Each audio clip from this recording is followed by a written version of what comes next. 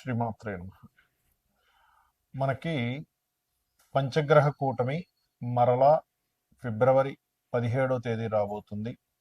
17వ తేదీ నుంచి almost month ending వరకు ఉంటుంది. అంటే ముందుగా చంద్రుడు కలుస్తాడు పంచగ్రహ కూటమి. చంద్రుడు వెళ్ళిపోయిన తర్వాత 22వ తేదీ నుంచి కుజుడు వచ్చి జాయిన్ అవుతాడు.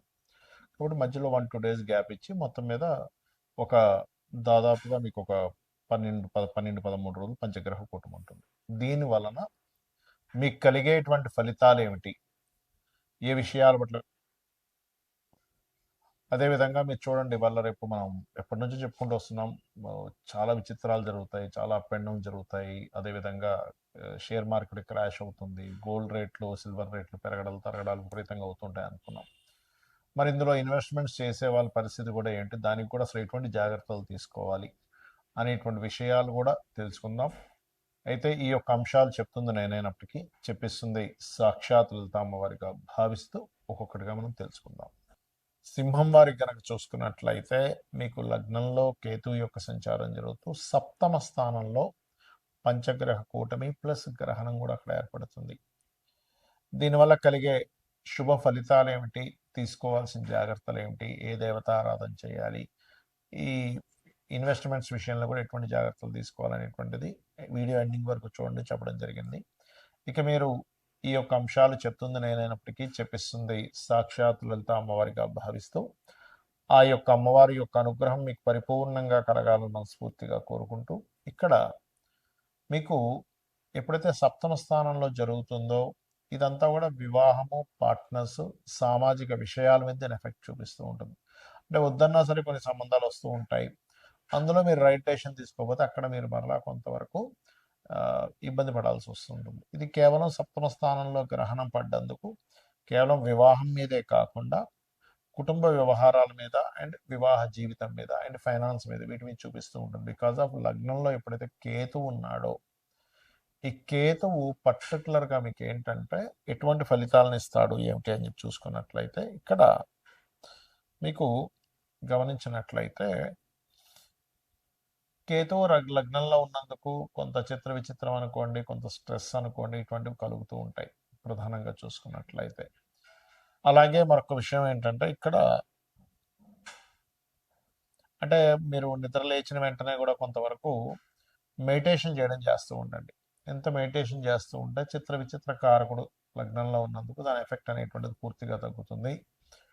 అలాగే కొన్ని ప్రాపర్టీస్ కొనుగోలు చేయడానికి ఏదైనా గతంలో ఏర్పడినటువంటి కొన్ని ప్రాపర్టీస్ చిక్కులు కానీ కొంతవరకు మీకు క్లియర్ అవ్వడము, దానికి సంబంధించిన మళ్ళీ కొంత మాట మంతి ఇట్లాంటివి కూడా కొన్ని జరుగుతాయి. అయితే వద్దన్నా సరే బోల్డ్ అనే సంబంధాలు రావడం, ఆ యొక్క కన్ఫ్యూజన్ ఏం చేయాలి ఏంటనేటువంటి కన్ఫ్యూజను, అదేవిధంగా వ్యాపార ఉద్యోగ సంబంధించినటువంటి విషయాల్లో కూడా మార్పులు ఉంటూ ఇంప్రూవ్మెంట్స్ కూడా ఎదురు చూస్తారు చెప్పాలంటే. కాకపోతే సప్తమ స్థానంలో గ్రహణం కూడా పడుతుంది కాబట్టి విదేశాల్లో ఉంటూ అక్కడ వివాహ ప్రయత్నాలు చేసేటువంటి వారు కాస్త చూసి జాగ్రత్తగా చేయాలి వివాహ ప్రయత్నాలు, గుర్తుపెట్టుకోండి.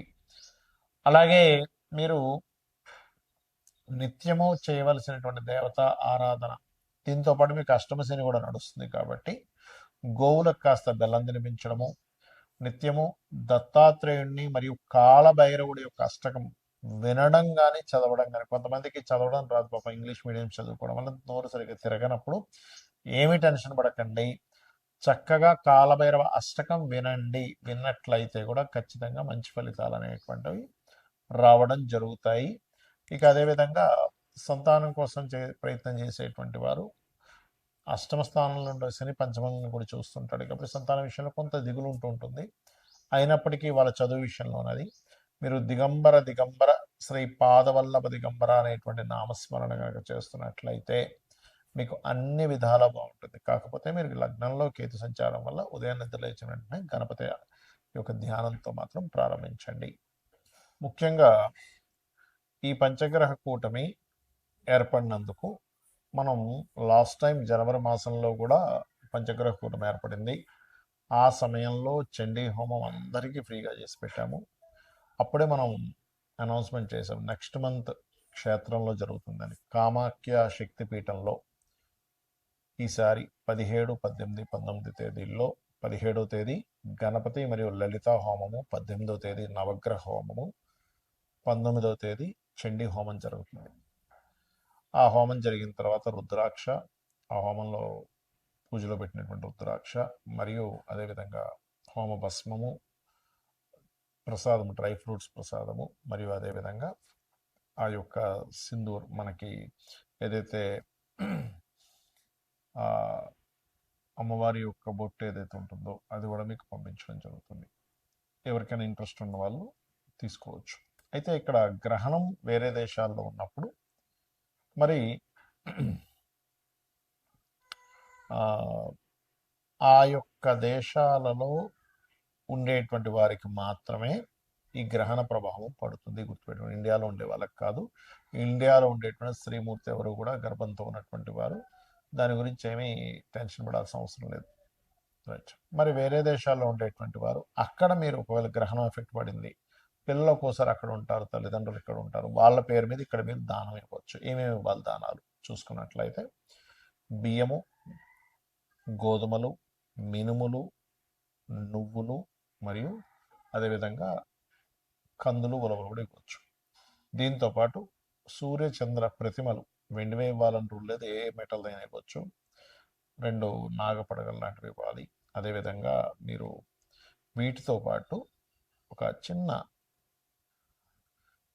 ఇత్తడికి సంబంధించిన చిన్న గిన్నె తీసుకొని అందులో ఆవు నెయ్యి ప్యాకెట్ పెట్టేసి దానం ఇచ్చినట్లయితే చాలా చక్కటి ఫలితాలు ఉంటాయి, గుర్తుపెట్టుకోండి.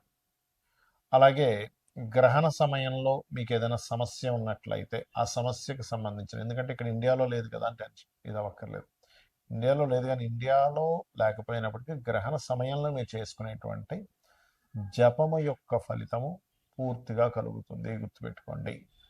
ఓకే.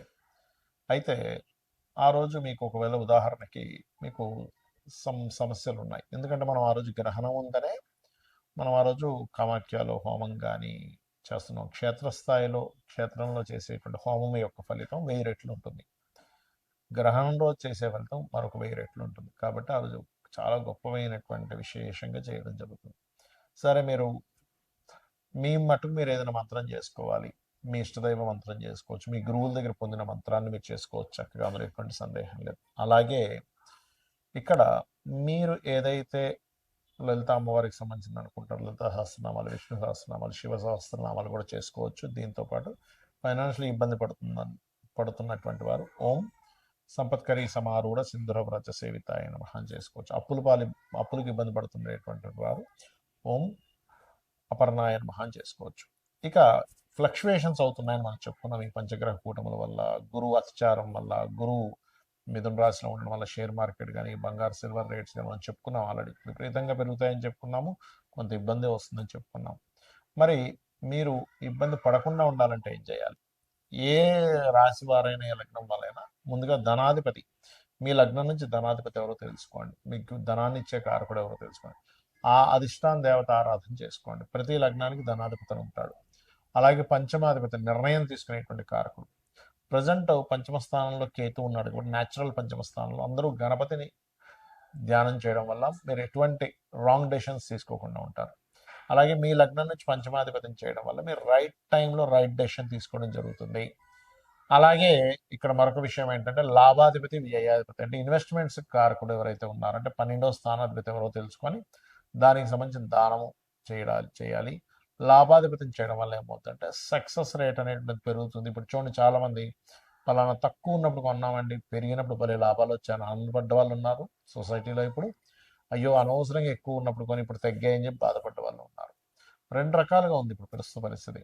కానీ మీరు ఎక్కడా కూడా ఎక్కువగా ఉండి కొన్నప్పుడు తగ్గిపోయి ఇబ్బంది పడకుండా ఉండాలంటే ఈ నలుగురు అంటే ధనాధిపతి, పంచమాధిపతి ఆలోచనాకారకుడు, లాభాధిపతి, వ్యయాధిపతి మీ లగ్నం నుంచి ఎవరు ఏ ఫలితాలు ఇస్తున్నారో తెలుసుకొని దానికి సంబంధించిన దానము మంత్రము చేయడం ద్వారా అనవసరంగా మీరు రాంగ్ ఇన్వెస్ట్మెంట్ చేసి ఇబ్బంది పడకుండా ఉండగలుగుతారు, గుర్తుపెట్టుకోండి.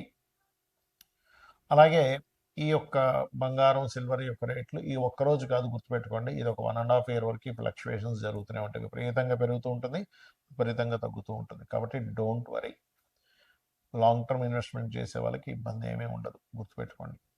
శ్రీమాత్రే నమః.